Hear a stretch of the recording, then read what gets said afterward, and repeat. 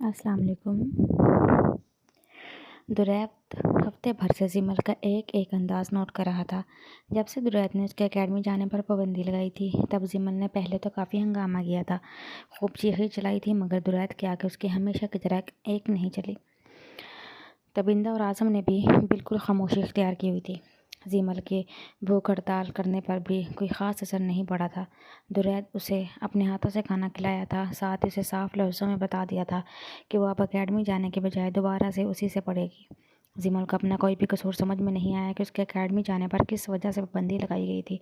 2 दिन रोने धोने के बाद वो अब दोबारा से दुरैत से पढ़ रही थी, मगर 2 दिन से ना ही जिमल दुरैत से कोई बात कर रही थी, ना ही उसके कमरे में जा रही थी। वो दुरैत से मुकम्मल खफा हो चुकी थी। गुड, यानी मैं एक्सपेक्ट कर सकता हूँ कि केमिस्ट्री में तुम्हारे 90+ आ सकते हैं। दुरैत सॉल्व इक्वेशन को देखकर नोट पैड बंद करता हुआ उससे बोला। ज़रूरी नहीं है दैत हर इंसान आपके तौक़ुआत पर पूरा उतरे, अगला बंदा भी इंसान ही होता है। जिमल दुरैत को देखते हुए कहने लगी और सोफ़े से उठी। ड्रेसिंग टेबल के सामने खड़ी होकर बालों से क्लिप निकाल कर अपने बालों में ब्रश फेरने लगी। अब दोबारा से उसके बाल बड़े हो चुके थे। दुरैत उसकी बुक्स समेट कर ड्रेसिंग टेबल के पास आया और जिमल को इशारों से थाम कर स्टूल पर बिठाता हुआ वो खुद जिमल के हाथ से ब्रश लेकर उसके बाल बनाने लगा। आगे जाकर भी तुम्हें मेरी तवक्कुआत पर पूरा उतरना है और तुम उतरोगी, मुझे यकीन है। दुरैत ड्रेसिंग टेबल से बैंड उठाकर जिमल की ऊंची पोनी टेल बनाने लगा। टाइट्स के साथ शॉर्ट कुर्ते में ऊंची बंदी पोनी टेल वो बहुत क्यूट लग रही थी। दुरैत की बात का कोई जवाब दिए बगैर वो उठकर अपने कमरे से निकलने लगी तो दुरैत ने जिमल की कलाई पकड़ी, जिस पर वो खामोशी से दुरैत को देखने लगी। अपने दैत से अभी तक खफा हो? दुरैत उसका नाजुक से हाथ थाम कर थोड़ा करीब आता हुआ जिमल का नाराज़ चेहरा देखकर पूछने लगा, आपको फ़र्क पड़ता है मेरे नाराज़ होने से? वो दुरैत का चेहरा देखती हुई उसे पूछने लगी। क्यों नहीं फ़र्क पड़ता? इतने दिन से रात में मुझे ठीक से नींद नहीं आ रही, सिर्फ ये सोच कर कि एक बहुत प्यारी सी लड़की जिसकी मेरी ज़िंदगी में बहुत ज़्यादा अहमियत है वो मुझसे नाराज़ है। दुरैत मुस्कुराकर जिमल का दूसरा हाथ भी पकड़ता हुआ बोला कि नाराज़गी आप मुझे दोबारा अकेडमी जाने की परमिशन देकर दूर कर सकते हैं। जिमल की बात सुनकर दुरैत के चेहरे से मुस्कुराहट गायब हो गई तो जिमल ने भी अपने दोनों हाथ दुरैत के हाथों से निकाल लिए। जिमल, अच्छी लड़कियां फजूल की जिद्दें नहीं पालती, तुम्हें नहीं मालूम आजकल पढ़ाने वाले ठीक से नहीं पढ़ाते हैं। इस अकेडमी का माहौल भी कोई ख़ास अच्छा नहीं था। और सब बातें छोड़ो, ये बताओ क्या तुम्हें अपने दैत से पढ़ना अच्छा नहीं लगता? उसके साथ वक्त गुजारना अच्छा नहीं लगता? दुरैत जिमल का चेहरा थामे से बहलाता हुआ नरमी से पूछने लगा। हम दोनों एक ही घर के फ़र्द हैं दैत, एक साथ अपना बहुत सारा वक्त गुजारते हैं, मगर दूसरी लड़कियां भी तो अकेडमी जाती हैं, तो उनकी तरह मुझे भी अकेडमी में पढ़ना है। माहौल से क्या होता है, प्लीज़ दैत मान जाए ना। आप मेरी खातिर, आपके परमिशन पर ही डैड और मम्मा मुझे अकेडमी जाने की परमिशन देंगे। जिमल दुरैत की दोनों कलाइयों को पकड़ कर इल्तिजाई अंदाज में बोली तो दुरैत एक पल के लिए खामोश हो गया और जिमल का चेहरा देखने लगा। चलो कहीं आउटिंग पर प्रोग्राम बना लेते हैं आज, इसके बाद तुम्हारी पसंद की जगह पर डिनर और फिर उसके बाद घर आकर की फ़नी सी मूवी। दुरैत उसकी बात टालने के साथ उसका दिमाग दूसरी तरफ लगाता हुआ बोला, मुझे मालूम था आप कभी भी मेरी बात नहीं मानेंगे। वो अपने चेहरे से दुरैत के दोनों हाथ झटकती हुई बोली और कमरे से बाहर निकल गई। इस वक्त वो बैक यार्ड में जाकर स्विमिंग पूल के पास बैठी हुई थी। अब वो जैसे जैसे बड़ी हो रही थी उसे अपने ऊपर लगाई हुई पाबंदियों से उलझन होना शुरू हुई थी। वो अपनी दूसरी फ्रेंड्स को और क्लास की लड़कियों को देखते तो दिल ही दिल में उसकी भी ख्वाहिश होती है कि वो भी इनकी तरह एक दूसरे के घर जाकर पार्टीज एंजॉय करे या शादी के फंक्शंस में जाए। जैसे शाम में सब ग्रुप की लड़कियां किसी एक के घर में जमा होकर स्टडी करती, उसका भी दिल करता वो इन्हीं की तरह इनके साथ कंबाइन स्टडी करे। उसके घर में सहूलत की हर चीज़ मौजूद थी, मगर घर से बाहर इस पर 10 किस्म की पाबंदियाँ थी। 3 दिन पहले स्कूल की तरफ से तमाम क्लास पिकनिक पर गई थी। इसके अलावा वह स्विमिंग पूल के पास बैठी हुई तमाम बातें सोच रही थी। दुरैत ने उसे जब से मना किया था उसने स्विमिंग भी छोड़ दी थी। वो अपनी सोचों में इसको गुम थी कि कदमों की आवाज़ सुनकर वहाँ पर आने वाले शख्स को देखने लगी। दुरैत उसकी जैकेट हाथ में लिए उसी के पास ही आ रहा था। चलो उठो, डैड को इन्फॉर्म कर चुका हूँ मैं, अभी हम दोनों बाहर जा रहे हैं। दुरैत जिमल के पास आता हुआ उसे बोला, मेरा बाहर जाने का मूड नहीं है डैड, मुझे कहीं नहीं जाना। जिमल खड़ी होती हुई उससे बोली तो दुरैत उसको खुद ही जैकेट पहनाता हुआ बोला, पर मेरा मूड बन चुका है बाहर जाने का और इस वक्त हम दोनों बाहर जा रहे हैं। दुरैत इस वक्त जिमल को बहलाकर बाहर ले जाना चाहता था ताकि उसको मनाने और प्यार से समझा भी दे, पर दुरैत की ज़बरदस्ती जैकेट पहनाने पर जिमल एकदम चीख उठी, क्या हूँ मैं, बता दें आज आप मुझे आखिर समझते क्या हैं? आप मुझे कोई पपिट हूँ मैं जिसे आप हर वक्त अपनी मर्ज़ी से चलाना चाहते हैं? ये करो वो ना करो, यहाँ ना जाओ उससे ना मिलो, क्यों बाल ना कटवाऊँ, आखिर क्यों नहीं मैं हर वो काम कर सकती जो हर दूसरी लड़की करती है? मुझे आज़ादी क्यों नहीं है डैड, प्लीज़ मुझे भी आज़ादी चाहिए। वो गुस्से में आज दुरैद के सामने पट पड़ी थी। दुरैद खामोशी से जिमल की बातें सुनता रहा, फिर सख्ती से उसके दोनों हाथ पकड़े। आज़ादी चाहिए तुम्हें मुझसे, आज़ाद हो तुम माँ से, वो बोलता हुआ जिमल को स्विमिंग पूल में धक्का देकर खुद वहाँ से चला गया। वो घर के अंदर दाखिल हुई तो सारे कमरे की लाइट बंद थी। तबिंदा को बेडरूम में सोता हुआ देखकर जिमल को हैरत हुई। तबिंदा घर का मेन डोर कैसे खुला छोड़कर इतनी जल्दी सो गई। तबिंदा के कमरे से जिमल अपने कमरे में आई। कमरे का दरवाज़ा बंद करके जैसे उसने कमरे की लाइट ऑन की तो दुरैद को सामने सोफे पर बैठा पाया। दैद आप दुरैद को देखकर जिमल की ऊपर की सांस ऊपर और नीचे की सांस नीचे रह गई। वो दुरैद की यूँ अचानक आमद पर शॉक्ड थी, इसलिए खामोशी से खड़ी दुरैद को हैरत से देख रही थी। तुमको क्या लग रहा था कि मैं कभी वापस नहीं आऊँगा, जो मुझे देखकर इतना हैरान हो रही हो? कितने सालों बाद अपने दैद को देख रही हो, क्या मिलोगी नहीं अपने दैद से? दुरैद चलता हुआ जिमल के पास आया, उसके सामने अपने दोनों बाजू खोल कर खड़ा हो गया। जिस तरह वो मिलने का कह रहा था, जिमल का दिल बंद होने लगा। तो अपनी बात करके इंतज़ार करने का आदी नहीं था, इसलिए जिमल छोटे छोटे कदम उठाकर दुरैद के करीब आई। जिमल के पास आने पर दुरैद आगे बढ़कर उसे अपने हिसार में ले लिया। जिमल को दुरैद के कैद में घबराहट होने लगी, मगर वो मुज़ाहमत नहीं कर सकती थी, इसलिए इंतज़ार करने लगी कि दुरैद कब उसे आज़ाद करे। जबकि दूसरी तरफ दुरैद उसे बाहों में लिए दुनिया जहाँ से बेखबर हो चुका था। दुरैद के होंठ जिमल को अपने कंधे से टच होते महसूस हुए तो इस वक्त जिमल के पास पूरे जिस्म में सनसनाहट दौड़ गई। वो करंट खाकर पीछे हटने लगी। तब उसे महसूस हुआ जैसे दुरैद उसे अपने हिसार से आज़ाद करने के मूड में नहीं है। इंतज़ार तो बिल्कुल भी नहीं किया होगा मेरी वापस आने का। वो जिमल को बाहों में लिए उसे पूछने लगा। दुरैद की सांसों की गर्माहट वो अपने कंधों पर गर्दन पर महसूस करके बेबसी से अपने हाथों की दोनों मुट्ठियाँ बंद करती हुई बोली, डैड ने बहुत इंतज़ार किया था आपका। जिमल की बात सुनकर दुरैद ने उसको अपने हिसार से आज़ाद करता हुआ बोला, कुछ बातें ऐसी होती हैं जो उम्र दावा बन जाती हैं। मुझे इस बात का ज़िंदगी भर अफसोस रहेगा कि मैं डैड के आखिरी वक्त में उनके पास मौजूद नहीं था। तुम बताओ इतनी रात को अकेली कहाँ से आ रही हो? वह जिमल से उसके बारे में सवाल करता हुआ वापस सोफे पर जा बैठा। उसके सवाल करने पर एक बार फिर जिमल का दिल बंद होने लगा। वैसे ही वॉक पर निकली हुई थी। जिमल ने बहुत आहिस्ता से जवाब दिया, इतना आहिस्ता कि उसे खुद भी अपनी आवाज़ सुनाई नहीं दी। यहाँ आओ। दुरैद उसका घबराया हुआ चेहरा देख अपने पास बुलाने लगा। जिमल एक बार फिर सुस्त कदमों से चलती हुई उसके पास आई। बैठो। दुरैद अपने थाई की तरफ इशारा करता हुआ जिमल से बोला, जिसे देखकर जिमल मजीद घबरा गई क्योंकि वो उसे अपनी गोद में बैठने का कह रहा था। वह 8 साल की बच्ची कहाँ थी? जिमल बेबसी से फिर दुरैद को देखने लगी। दुरैद ने अपना हाथ आगे बढ़ाकर जिमल की कलाई पकड़ता हुआ खींच कर उसे अपने गोद में बिठा लिया। अब बोलो, इतनी रात को कहाँ से आ रही हो? दुरैद का लहजा हद दर्जा संजीदा था। वह उसकी कमर के गिर्द अपने बाजू हल करता हुआ उसे पूछने लगा। मैं थोड़ा डिप्रेशन महसूस कर रही थी तो मेरी फ्रेंड मुझे थोड़ी देर के लिए बाहर ले गई। जिमल नज़रें नीचे किए हुए दुरैद को बताने लगी। फ्रेंड लड़की थी या लड़का? वो नरमी से उसके गाल पर अपनी उंगलियां फेरता हुआ उंगलियों की पोरों से उसके होंठों को छूकर अगला सवाल पूछने लगा। तो दुरैद की बात सुनकर जिमल की सांस रुकने लगी। अगर वह सच बता देती तो इस वक्त जानिए दुरैद उसके साथ क्या कर बैठता। लड़की सिमरन, मैं सिमरन के साथ गई थी दैद। जिमल की बात सुनकर वह अपने हाथ की उंगलियां जिमल के होंठों से उसके गर्दन तक लाया। सोच समझ कर जवाब दो मुझे, कहीं ऐसा ना हो कि गलत जवाब पर तुम्हारे लिए बैठे बैठाए कोई मसला बन जाए। दुरैद उसकी गर्दन को अपनी उंगलियों से छूता हुआ हाथ दर्जा संजीदगी से बोला। सिमरन भी साथ थी। क्या आपने पहले उसे घर ड्रॉप किया बाद में मुझे? मैं सच बोल रही हूँ। खौफ के मारे बोलते हुए जिमल की आंख में आंसू आ गए, जिनकी परवाह किए बगैर दुरैद उसका गला दबाता हुआ सोफे से उठ खड़ा हुआ। दैद, सिमरन भी साथ थी, मैं वाकई सच बोल रही हूँ। दुरैद के हाथ की सख्ती अपनी गर्दन पर महसूस करके जिमल अपनी सफाई में बोली। और ये सच में था, लेकिन दुरैद उसकी बात सुनकर उसे गर्दन से पकड़े बेड तक ले आया। मैं चंद सालों के लिए घर से दूर क्या रहा, तुम अपनी मनमानियों पर उतर आई। भूल गई जाने से पहले क्या वादा लिया था मैंने तुमसे? दुरैद उसे बेड पर धक्का देता हुआ गुस्से से पूछने लगा। मैं कुछ भी नहीं बोली दैद। आपका रवैया, आपकी मुझ पर हुकूमत करना, मुझे अपनी मलकियत समझना सब याद है मुझको। जिमल बेड से उठकर बैठती हुई अपने सामने खड़े दुरैद से बोली। तो दुरैद ने सख्ती से उसका मुँह दबोचा। मैं तुम्हें अपनी मलकियत समझता नहीं हूँ, तुम मेरी मलकियत हो। शायद गुजरे हुए इन चंद सालों में तुम ये बात अपने जहन से निकाल चुकी हो। एक बात मेरी कान खोल कर सुन लो जिमल, जो चीज़ मेरी मलकियत का हिस्सा बन जाती है उस पर मैं किसी दूसरे की नज़र या फिर हक बिल्कुल बर्दाश्त नहीं कर सकता। दुरैद ने बोलते हुए जिमल का मुँह झटके से छोड़ा, उसके कमरे से निकल कर चला गया। वाइट कलर की कमीज सलवार में कंधों पर दुपट्टा टिकाए हुआ अपने नाजुक और हसीन सराफे लिए आईने के सामने खड़ी थी। आज स्कूल की तरफ से मुनक्किद करदा मिलाद की तकरीब में शामिल होना था। जिसके लिए उसे आज़म और तबिंदा ने परमिशन दी थी, क्योंकि महीने भर से दुरैद ने इस पर से रोक टोक या हर किस्म की पाबंदी ख़त्म कर दी थी। नाराज़गी के बावजूद दुरैद उससे बोलचाल ख़त्म नहीं कर सकता था। इससे बातचीत ख़त्म करके आखिर वो घर में कैसे रह सकता था। जिमल को अपने बाल बनवाने के लिए दुरैद के कमरे में आना पड़ा।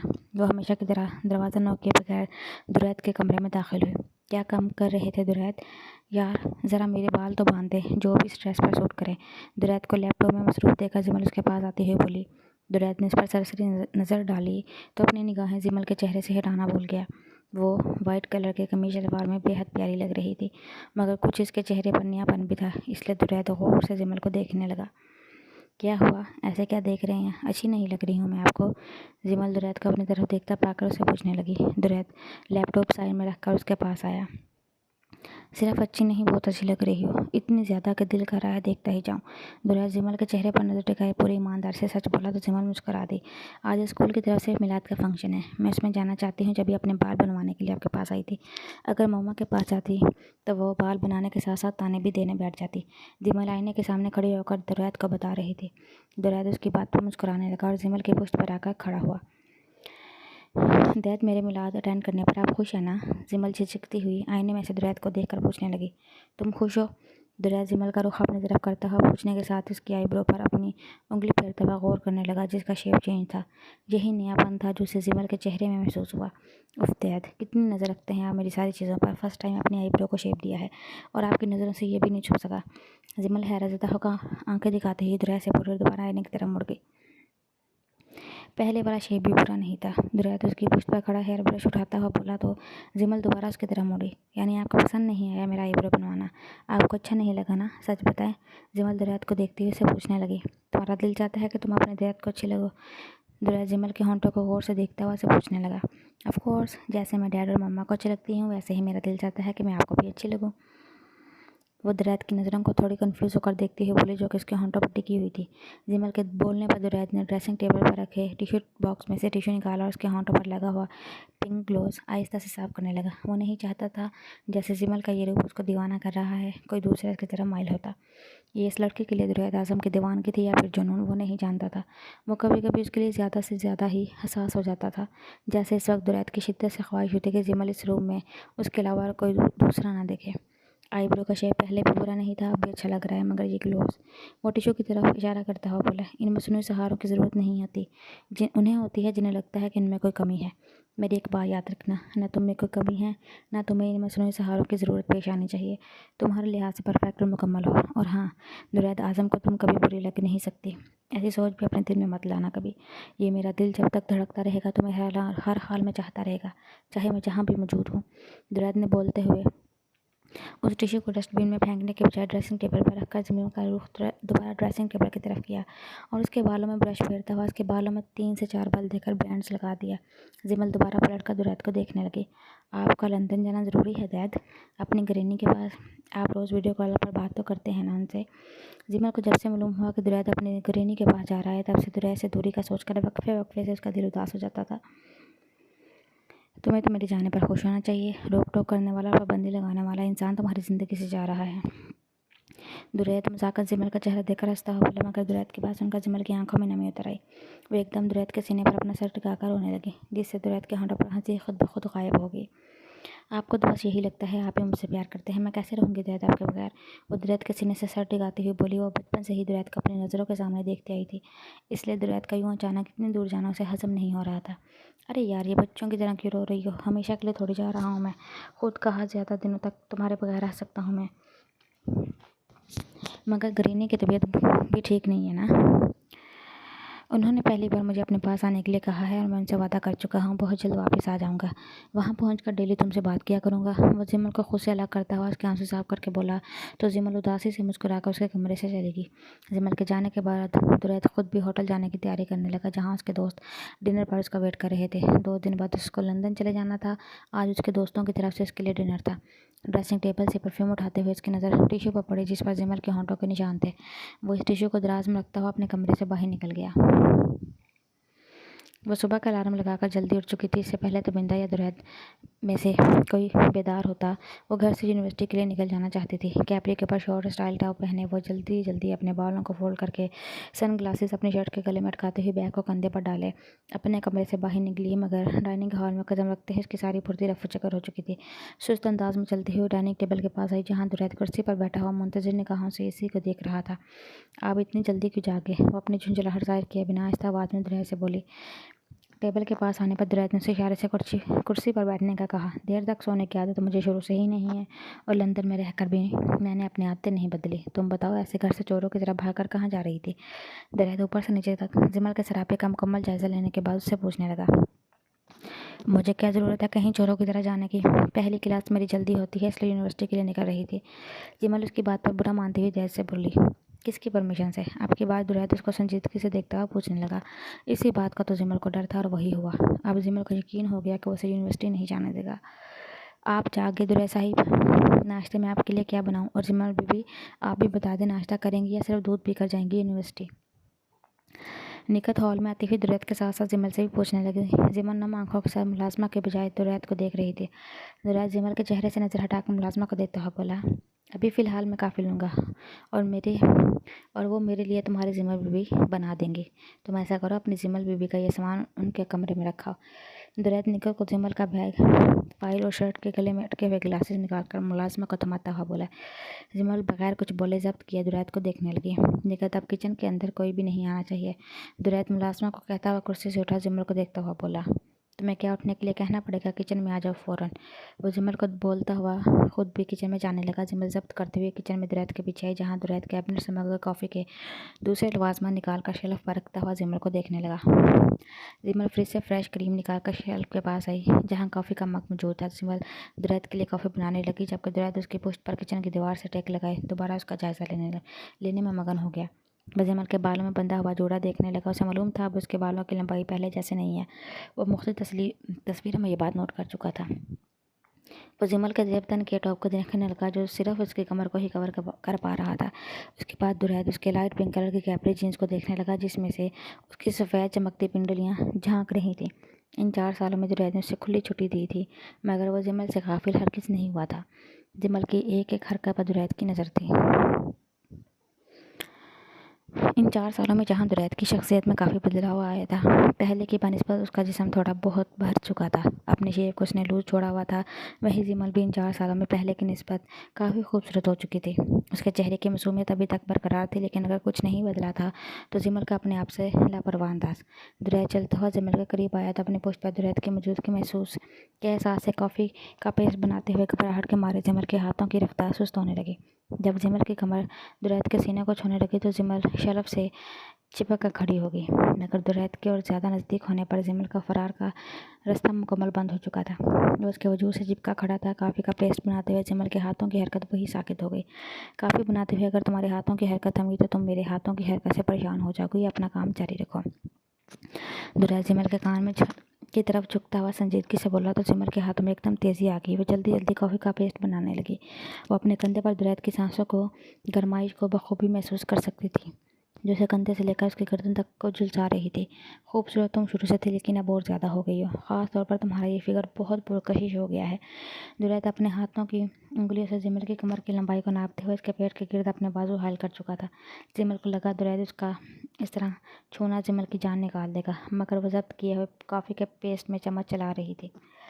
इतने सालों बाद बहुत बुरा महसूस कर रही होगी तुम, जो मेरी दस्तरस में आकर बिल्कुल उस दिन की तरह जब लंदन जाने से एक रात पहले मैं तुम्हारे कमरे में आया था।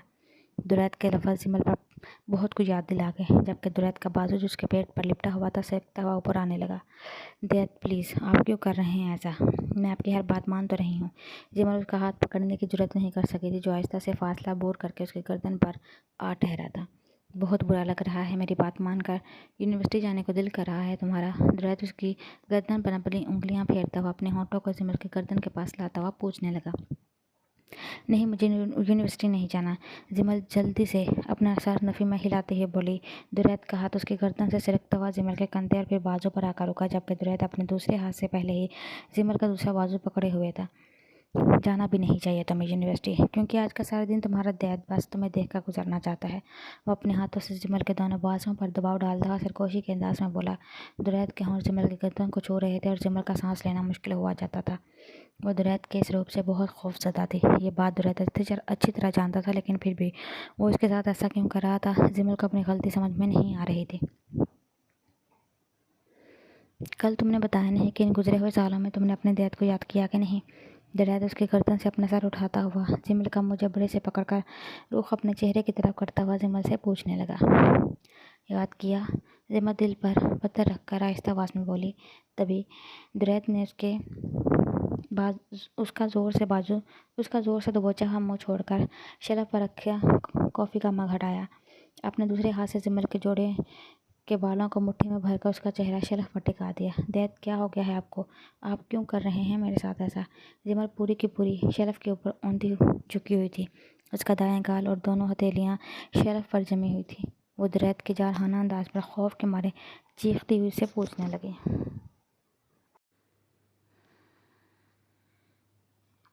अब मेरी किसी भी बात के जवाब में तुम मुझसे झूठ नहीं बोलोगी और ना ही तुम मेरी परमिशन के बगैर घर से बाहर निकलोगी। सुना तुमने?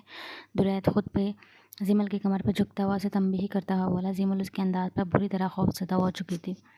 कल जिस लड़के के साथ तुम वापस घर लौटी थी, उस लड़के के साथ पहले कभी अकेले में मिली हो? जिमल, याद रखना, मुझे सिर्फ सच सुनना है, बिल्कुल सच। दुरैद को शायद गुस्सा भी इसी बात पर था। जब वो जिमल के साथ जारहाना रवैया अख्तियार कर रहा था और दुरैद की बात सुनकर जिमल की रूह फना होने लगी, लेकिन हकीकत बताकर वो आज ही अपनी जान का खात्मा नहीं चाहती थी। वो यूनिवर्सिटी में मेरे साथ पढ़ता है दैद, मैं दूसरे दोस्तों के जैसा है। मैं उससे अकेले में नहीं मिली, प्लीज़ मुझे छोड़ दें। खौफ के मारे जिमल रोती हुई अपनी झूठी सफाई देने लगी, जिस पर दुरैद को इस पर और भी ज़्यादा गुस्सा आया। वो नेचर के हवाले से काफ़ी बदल चुकी थी, उससे अपनी हर बात छुपाने लगी थी। दुरैद उसके ऊपर से उठा। उसका इरादा जिमल को अपने कमरे में ले जाने का था। तभी उसे पुष्ट से आवाज़ आई। दुरैद, ये क्या कर रहे हो तुम? तबिंदा की आवाज़ पर न सिर्फ दुरैद ने पलट कर दरवाजे पर खड़ी हुई तबिंदा को देखा, बल्कि खौफ के मारे रोती हुई जिमल भी उठकर भागती हुई तबिंदा के गले लग गई। कुछ जानना चाह रहा था मैं इससे। मेरे ख्याल में आपको हम दोनों के बीच में मुदाखलत नहीं करनी चाहिए थी इस वक्त। दुरैद जिमल को तबिंदा के गले लगकर रोता हुआ देखने के बाद बगैर शर्मिंदा हुए तबिंदा से बोला, शट अप, ये कौन सा तरीका है कुछ पूछने का? जिमल, कमरे में जाओ अपने। तबिंदा अपनी बेटी की हालत देखकर कल वाले दुरैद पर रहम व दिली भुलाए उसको बोली और साथ ही जिमल को मंजर से हटने के लिए कहा, ताकि वो सही से दुरैद का दिमाग दुरुस्त कर सके। वो काफ़ी बनाए बगैर नहीं जाएगी, कॉफ़ी बनाओ मेरे लिए जिमल। दुरैद तबिंदा का लिहाज किए बिना जिमल को ऑर्डर देने वाले अंदाज में बोला। जिमल, दुरैद के लिए कॉफ़ी बनाकर मेरे कमरे में ले आना। तुम चलो, मेरे कमरे में बात करनी है मुझे तुमसे कुछ। तबिंदा जिमल के साथ ही दुरैद से भी मुखातिब होकर बोली और अपने कमरे में चली गई। चंद साल पहले मुझे महसूस होता था तुम मुझसे लाख बदतमीज़ी कर लो, मगर जिमल के लिए तुम काफ़ी टिची हो। मगर तुम्हारा अपनी बेटी के साथ ऐसा सलूक देखकर मुझे एहसास हो रहा है जैसे तुमने मेरी बेटी को हर्ट करने के लिए या फिर मुझसे बदला लेने के लिए इसे अपनाया था। दुरैद के कमरे में आते ही तबिंदा दुरैद को देखती हुई उससे बोली, बोकस फिलॉसफी है आपकी, आपसे बदला लेने के लिए मैं आपकी बेटी को अपनी इज्जत हरगिज़ नहीं बनाता। हर्ट मैंने नहीं किया उसे जितना उसने किया है मुझे। शायद वो हमारा रिश्ता तक भूल चुकी है। दुरैद हमेशा की तरह चिढ़ता हुआ तबिंदा से बोला। अच्छा, तो फिर तुम ऐसी हरकतों से जिमल को अपना और इसका रिश्ता याद करवाओगे? तबिंदा अपने दोनों हाथ बांधकर दुरैद से पूछने लगी। तो वो एक पल के लिए खामोश हो गया। याद करवाने का क्या फ़ायदा? वो तो अपने और मेरे रिश्तों को शायद दिल से एक्सेप्ट ही नहीं करती। दुरैद अपना सर झटक कर तबिंदा के सामने शिकवा करता हुआ बोला। तो तबिंदा दुरैद को गौर से देखने लगी। जिस तरह तुम अपना और जिमल का रिश्ता उसे एक्सेप्ट करवाना चाह रहे हो, इस तरह से तो तुम उसके दिल में अपने लिए सिर्फ और सिर्फ डर पैदा करोगे। वो कभी भी अपने और तुम्हारे रिश्ते को एक्सेप्ट नहीं कर सकेगी, बल्कि ज़ोर ज़बरदस्ती से आजकल के दौर में कोई भी लड़की ऐसे अपना रिश्ता एक्सेप्ट नहीं करती। तबिंदा बोल रही थी तब दरवाज़ा नॉक किया गया। दुरैद ने दरवाज़ा खोला तो जिमल हाथ में कॉफ़ी का मग लिए खड़ी थी। अपने कमरे में जाकर मत बैठ जाना, मेरे कमरे में जाकर हैंड कैरी से मेरा सामान निकालो और वार्डरूम में सेट करो। दुरैद उससे एक अपनी कॉफ़ी का लेता हुआ बोला तो वह शिकवा भरी निगाहों से दुरैद को देखकर वहाँ से चली गई। दुरैद कमरे का दरवाज़ा बंद करके तबिंदा की तरफ मुतवज्जा हुआ। मेरे यहाँ से जाने के बाद अगर थोड़ी बहुत सख्ती आप अपनी बेटी पर कर लेती तबिंदा आज़म, या फिर सख्ती न सही सिर्फ नज़र ही रख लेती, तो आज मुझे इसके साथ ऐसा रवैया अख्तियार ना करना पड़ता। दुरैद तबिंदा के जवाब में तंज़िया लहजा अख्तियार करता हुआ बोला। तो तबिंदा हैरत से उसको देखने लगी। मतलब क्या है तुम्हारी इस बात का? तबिंदा नागवार लहजे में दुरैद से पूछने लगी। तब दुरैद ने हाथ में मौजूद कॉफ़ी का मग टेबल पर रखकर अपनी पॉकेट से मोबाइल निकाला और तबिंदा की तरफ बढ़ाया। स्क्रीन पर मौजूद जिमल जो अपने यूनिवर्सिटी के लड़के के साथ रेस्टोरेंट में बैठी हुई थी, तबिंदा उलझी नज़रों से दुरैत को देखने लगी। इन 4 सालों में मैं दूर ज़रूर रहा हूँ मगर बेखबर नहीं रहा हूँ आपकी बेटी से। इस लड़के के बारे में जानना चाह रहा था मैं जिमल से। क्या वजह है जिस लड़के ने जिमल के हाथ पर अपना हाथ रखा हुआ है और आखिर जिमल उसके साथ अकेली रेस्टोरेंट में बैठी है। दुरैत तबिंदा से अपना मोबाइल वापस लेकर पॉकेट में रखता हुआ बोला तो एक पल के लिए वो खामोश हो गई। ठीक है, मैं बात करती हूँ जिमल से इस बारे में। तबिंदा के बोलने पर वो काफ़ी थामता हुआ दुरैत तबिंदा को देखता हुआ बोला, कोई ज़रूरत नहीं है आपको जिमल से कोई भी बात करने की। मतलब कोई भी बात। आप समझ रही हैं ना मेरी बात? मैं खुद हैंडल कर लूँगा इस मामले को। वो काफ़ी का सिप लेता हुआ बोला। तो तबिंदा खामोश खड़ी हुई जिमल के बारे में सोचने लगी। जिमल ने ये सब कब शुरू किया, सही मालूम कैसे नहीं हुआ? तबिंदा सोचने लगी। क्या मैं यहाँ बैठकर थोड़ी देर आपसे डैड की बातें कर सकता हूँ? दुरैत की आवाज़ पर तबिंदा चौंक कर उसे देखने लगी। बैठो। उसको सोफे पर बैठने का बोलकर तबिंदा खुद ही बैठ गई। कहाँ रास्ते में गुम हो गए थे मेरे भाई? दुरैत होटल के एड्रेस पर पहुंचा जहां आज उसके दोस्तों ने उसके लिए डिनर अरेंज किया था। तब अहमद उससे पूछने लगा। वो दोनों ही अपनी अपनी गाड़ी में आगे पीछे होटल पहुंच रहे थे। पेट्रोल भरवाने के लिए रुक गया था। बाकी सब पहुंच गए हैं क्या? दुरैत अहमद के साथ चलता हुआ पूछने लगा। होटल के फर्स्ट फ्लोर पर इन लोगों का टेबल बुक था। हाँ, अभी रजा की कॉल आई थी। वो बता रहा था सब कुछ आ चुके हैं, सिर्फ हम दोनों का वेट हो रहा है। अहमद सीढ़ियाँ चढ़ता हुआ दुरैत को बता रहा था। तब नीचे फ्लोर पर एक टेबल पर कुछ लड़के लड़कियों के कह के सीढ़ियाँ शोर की आवाज़ आई, जिस पर दुरैत सीढ़ियाँ चढ़ता हुआ टेबल की तरफ मुतवज्जा हुआ। पहले इसी फ्लोर पर यही टेबल मैंने बुक करवाने का सोचा था मगर यह टेबल पहले से रिजर्व थी। अहमद सीढ़ियाँ चढ़ता हुआ दुरैत को बताने लगा। तब दुरैत ने बेख्याली में इस बात में सर हिलाया क्योंकि उसकी तवज्जो ब्लैक टॉप में इस लड़की पर थी जिसकी पुश्त दुरैत की तरफ थी। दुरैत उसका चेहरा तो नहीं देख सकता था मगर खुले बालों से उसे जिमल का गुमान हुआ था। मगर दुरैत उसे अपना वहम समझकर सीढ़ियाँ चढ़ने लगा जहाँ उसके सब दोस्त उसके इंतज़ार कर रहे थे। कहो जिमल, इंजॉय कर रही हो ना यहाँ हमारे साथ आकर? जिमल के बराबर वाली चेयर पर बैठी हुई नूर से पूछने लगी। यार सच बताऊं तो अजीब सा लग रहा है, बल्कि अफसोस हो रहा है कि मैंने मामा को सच नहीं बताया। मतलब उन्होंने मिलाद में जाने की परमिशन भी तो दी मुझे। कम से कम इनसे झूठ बोल करके तो मुझे यहाँ नहीं आना चाहिए था। और अदीना भी नहीं आई, वही आ जाती मेरे साथ। जिमल अपने उठाए हुए कदम पर अफसोस करती हुई बोली। नूर के कहने पर ही उसने तबिंदा को स्कूल में मिलाद का कहा था और इस वक्त वो अपनी क्लास वालों के साथ होटल में मौजूद थी जहाँ नूर और वाइबा के साथ इन दोनों के बॉयफ्रेंड्स भी आए हुए थे। और तुम्हारी मम्मा तुम्हें यहाँ बिला जवाब डिनर का सुनकर आने की इजाज़त दे देती, जैसे पहले तुम हर बार हर जगह आती रही हो। और अदीना का जिक्र करके मूड ख़राब मत करो, अजीब सी मम्मी डैडी राय बंदी है यार। वो तो कोई किताबी कीड़ा घुसा हुआ लगता है मुझे उसके अंदर। जब देखो पढ़ाई पढ़ाई और बस पढ़ाई। फैशन का तो उसे मालूम ही नहीं है। बिला वजह में भी अम्मा टाइप शरीफ बीबी बनी रहती है। मेरी मानो तो तुम भी उससे दोस्ती कम ही कर दो। अच्छा, अब इतनी अजीब शक्ल मत बनाओ, ना ही इतना गिल्टी फील करवाओ। वाइबा को देखो, वो भी अपने पेरेंट्स से मिलाद का ही बोल करे हाँ ही है। और देखो ना ज़रा समी के साथ कैसी खुश है। मेरा कज़न हमारे यहाँ आता ही होगा, फिर वो तुम्हें अच्छी से कंपनी देगा, तुम ज़रा सा भी खुद को उदास महसूस नहीं करोगी। इसके बाद डिनर करके थोड़ा बहुत हल्ला गुल्ला करके तुम इस ड्रेसिंग रूम में जाकर अपने कपड़े चेंज कर लेना और फिर चले जाना अपने घर। यही तो असल ज़िंदगी के मज़े होते हैं जो हम सब बाद में याद करके खुश होते हैं। नूर जमल का अच्छी तरह ब्रेन वॉश करते हुए उसे बोली और आँख मारकर जूस से भरा गिलास पीने लगी। जिमल की शुरू से ही अदीना और मरीना के साथ दोस्ती थी, जबकि बेहद पढ़ाकू टाइप और संजीदा किस्म की लड़कियां थीं। इसी की क्लास में नूर और वाइबा भी थीं, जिनसे चंद दिनों पहले जिमल की गहरी दोस्ती हो चुकी थी। नूर और वाइबा यहाँ होटल में अपने बॉयफ्रेंड के साथ आई हुई थी, तो नूर ने जिमल को भी अपने साथ आने का कहा क्योंकि जिमल अब उनकी दोस्ती उनके साथ वक्त गुजारती थी। नूर के ख्याल में जिमल को अब उन्हीं के तरीके से चलना चाहिए था। नूर के कहने पर वह तबिंदा से स्कूल में मिलाद के फंक्शन का झूठ बोल कर आई थी। नूर के कहने पर ही वो अपना एक ड्रेस बैग में रख कर लाई थी जो उसने होटल के वॉशरूम में चेंज किया था। डिनर से फारिग होने के बाद अभी दुरैद अपने दोस्तों के साथ वहीं टेबल पर मौजूद बातें कर रहा था। तब बेसाख्ता उसकी नज़र सीढ़ियों से ऊपर आती जिमल पर पड़ी, जिसे देखकर वो हैरतज़दा हो गया। यानी नीचे फ्लोर पर वो लड़की जिसे दुरैद अपना वहम समझा था वो वाकई जिमल थी। इस वक्त वो अकेली नहीं थी, उसके साथ 2 लड़कियां और 3 लड़के भी मौजूद थे। ये लड़कियां अदीना और मरीना हरगिज़ नहीं थी। वह इन दोनों जिमल के दोस्तों को चेहरों से जानता था, बल्कि इन दोनों की फैमिली को भी जानता था। कहाँ खो गए यार, क्या देख रहे हो, कोई पसंद आ गई है क्या? अहमद दुरैत को देखकर पूछने लगा, जिसकी नज़र 3rd फ्लोर पर सीढ़ियाँ चढ़कर ऊपर जाते लड़के और लड़कियों पर थी। बकवास नहीं करो, यहाँ ऊपर वाले फ्लोर पर तो रूम्स मौजूद है ना? दुरैत अहमद से कंफर्म करने लगा क्योंकि अहमद का कज़न इसी होटल में मैनेजर था। हाँ, मगर तुम्हें क्या ज़रूरत पड़ेगी रूम की, क्या चक्कर है? अहमद शक भरी निगाहों से दुरैत को देखता हुआ पूछने लगा, तो दुरैत तनकीदी निगाह उस पर डालकर कुर्सी से उठा। आता हूँ थोड़ी देर में। हम लोग इस रूम में क्यों आए हैं नूर? मैं अब काफ़ी लेट हो चुकी हूँ, मेरे ख्याल में अब मुझे वापस घर जाने के लिए ड्राइवर को कॉल करके बुला लेना चाहिए।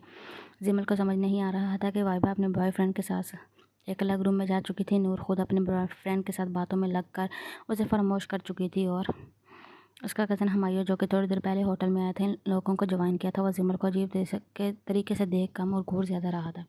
उससे अजीब अजीब सी बातें पूछ रहा था। यार, अभी से घर जाने की क्या ज़रूरत है? फिर तुम्हारे पेरेंट्स तुम्हें कहाँ इतनी जल्दी आने जाने की परमिशन देंगे? देखो, ये जो मेरा बॉयफ्रेंड है ना, अगर मैं इसको सही से टाइम नहीं दे पाई तो ये मुझसे बहुत बुरी तरह नाराज़ हो जाएगा। इसलिए मैं इसी रूम के साथ अटैच दूसरे रूम में थोड़ी देर रूमी के साथ वक्त गुजारना चाहती हूँ। मैंने आज हमायूं को यहाँ पर सिर्फ तुम्हारे लिए बुलाया है। प्लीज़ तुम हमायूं को थोड़ी देर टाइम दो। उसे तुम्हारी जैसी खूबसूरत और भोली भाली लड़कियाँ ही पसंद है। वो बहुत जल्द तुमसे मोहब्बत कर बैठेगा। नूर जिमल को समझाती हुई जिमल की कोई भी बात सुने बगैर अपने बॉयफ्रेंड के साथ उसी कमरे के साथ अटैच एक दूसरे रूम में चली गई और दरवाज़ा बंद कर लिया। हमायूं मुस्कुराता हुआ कन्फ्यूज़ खड़ी हुई जिमल को देखने लगा। तुम खूबसूरत होने के साथ साथ बहुत सीधी भी हो डियर, और मुझे तुम्हारी जैसी लड़की बहुत अट्रैक्ट करती हैं। अच्छा, तो तुम मुझे ज़रा ये बताओ, तुम्हें मालूम है मेरी कज़न नूर इस वक्त उस रूम में अपने बॉयफ्रेंड के साथ क्या कर रही होगी?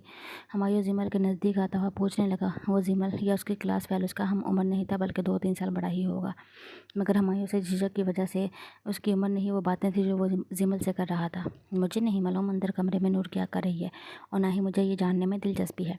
मालूम नहीं, अगर नूर को अपने फ्रेंड को ही कंपनी देना थी तो फिर वो मुझे यहाँ पर क्यों लेकर आई थी? जिमल हमायूं को देखकर बेजार लहजे में बोली। मेरे लिए डियर, वो तुम्हें यहाँ पर मेरे लिए लाई है ताकि मुझे अच्छी कंपनी मिल सके। यकीन करो, तुम मेरी कंपनी को बहुत इंजॉय करोगे। अच्छा, तो मुझे तुम ये बताओ, बालिग तो तुम कंफर्म हो गई होगी अब तक। तुम्हें पहले कभी किसी लड़के ने किस वगैरह किया है? हमायूं के बेबाकी से पूछे के सवाल पर पहले तो जिमल हैरतज़दा होकर उसे देखने लगी। फिर उसे हमायूं की बात सुनकर गुस्सा आने लगा। ये क्या बेहुदा सवाल है?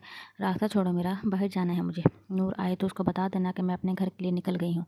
जिमल हमायूं को सख्त लहजे में बोलती हुई साइड से निकलने लगी कि अचानक हमायूं ने उसकी कलाई पकड़ ली। ये क्या डियर, तुम तो नाराज़ हो गई मेरे सवाल से? मैंने ये सवाल इसलिए पूछा कि किस करने के अमल में बहुत मज़ा आता है। हो सकता है शुरू में तुम थोड़ा अजीब महसूस करो, लेकिन बाद में तुम इंजॉय करोगी। मैं ये बात दावे से कह सकता हूँ। हमायूं जिमल को बहलाता हुआ उसके दोनों बाजू पकड़कर उसके होंठों पर झुकने लगा तो जिमल ने पूरी कुव्वत से उसे पीछे धक्का देना चाहा। लीव मी, मैं कहती हूँ पीछे हटो। हमायूं को पीछे हटाने के साथ वो ज़ोर से चीखी। पागल तो नहीं होगी हो तुम बेवकूफ़ लड़की? चीख क्यों रही हो यहाँ? सिर्फ किस कर रहा हूँ मैं तुम्हें। इसके बाद बाकी सब तुम्हारी मर्ज़ी पर ही होगा। अगर तुम एग्री करोगी तो ओके। हमायूं ने बोलने के साथ जिमल को अचानक पीछे सोफे पर धक्का दिया। वो अपना तवाज़ुन बरकरार नहीं रख सकी और सोफे पर जा गिरी।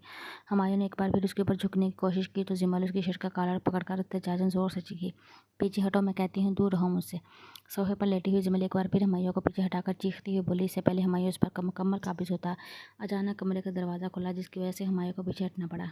तो जिमल भी जल्दी से उठकर बैठ गई, मगर कमरे के अंदर आने वाले शख्स को देखकर उसकी रूह फना होने लगी। व्हाट द हेल, इस होटल में कोई प्राइवेसी नाम की चीज़ है या नहीं? तुम अंदर कैसे आई, यू फूल?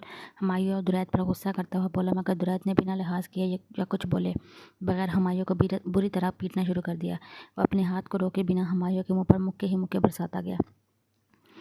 तुम मुझे मार क्यों रहे हो इतनी बुरी तरह? क्या बिगाड़ा है मैंने तुम्हारा? थोड़ी ही देर बाद दुरैद ने हमायूं को मार मार कर उसकी हालत जानवर जैसी कर दी थी, जबकि जिमल खौफ से खड़ी हुई दुरैद को बेपनाह गुस्से में देखकर बुरी तरह कांप रही थी। मार पीट और शोर की आवाज़ पर नूर और उसका बॉयफ्रेंड भी अपनी शर्ट के बटन बंद करता हुआ इस कमरे में आ गया था, जबकि दुरैद का दोस्त अहमद और उसका कज़न होटल का मैनेजर एक साथ इस कमरे में पहुंचे थे।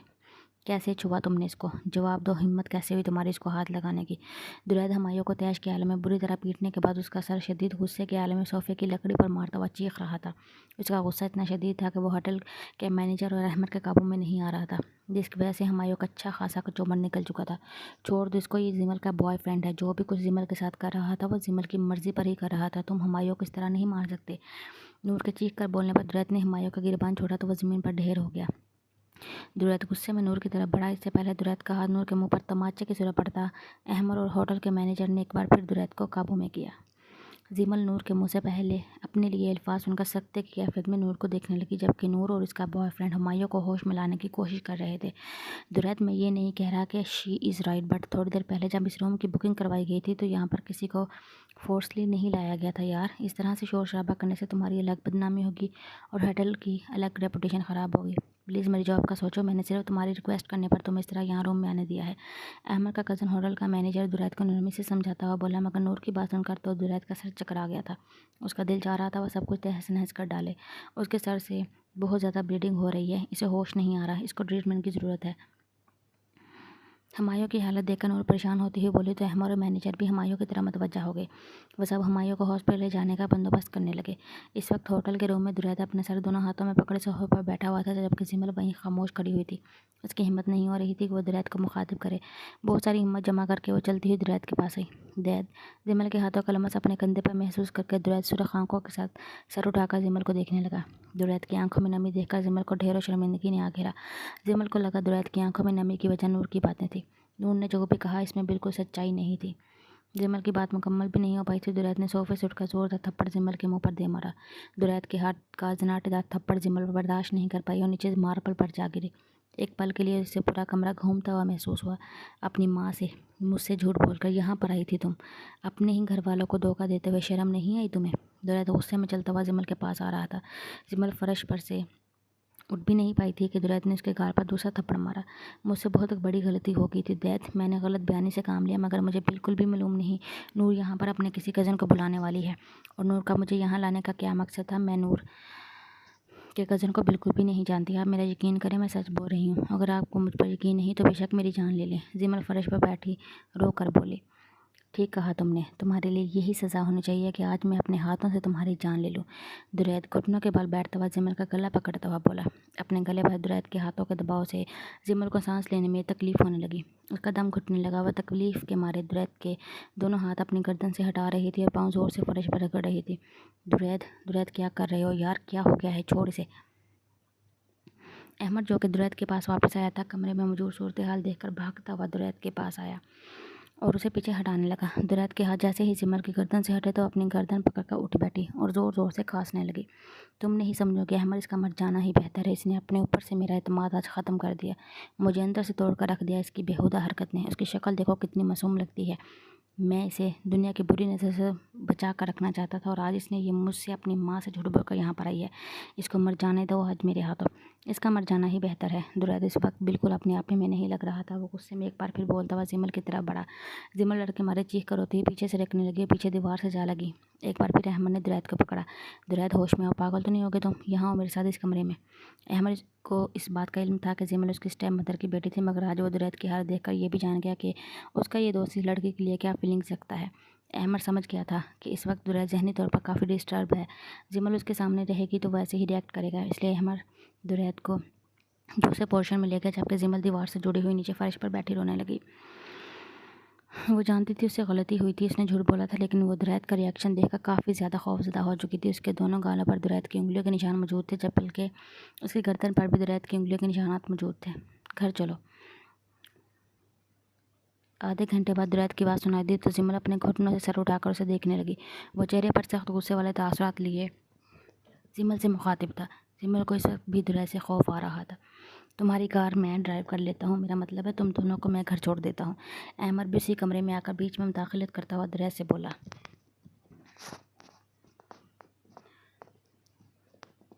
मैं अब ठीक हूँ अहमद, अभी डैड की कॉल आई थी, वो इसके लिए परेशान है। काफ़ी टाइम गुजर चुका है इसको घर से निकले हुए। मैं इनसे कह चुका हूँ कि मैं जिमल को लेकर घर आ रहा हूँ। वो दुरैद अहमद को बोलता हुआ जिमल का हाथ पकड़कर वहाँ से निकल गया।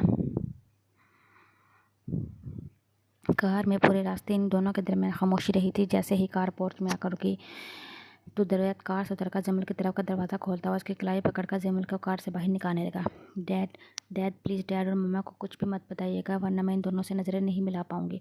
मैं आपकी हर बात मानूंगी, आप जो कहेंगे वो करूँगी। घर से बाहर बिल्कुल भी नहीं कदम निकालूंगी, ना ही कोई दोस्त बनाऊंगी। प्लीज़ डैड, आप मुझे डैड के बेडरूम में क्यों लेकर जा रहे हैं? मैं बोलती रही हूँ आपकी हर बात मानूंगी। अब वो जिमल की कलाई पकड़कर तकरीबन उसको खींचता हुआ आज़म और तबिंदा के रूम में ले जा रहा था, क्योंकि घर पर अभी तक सर्वेंट्स मौजूद थे। जिमल मुसलसल होती हुई दुरैद से मिनतों पर उतर आई थी, जिनका दुरैद पर कोई असर नहीं हो रहा था। मुँह बंद करके खामोशी से चलो जिमल, वरना मैं तुम्हारा यही हशर बिगाड़ दूंगा।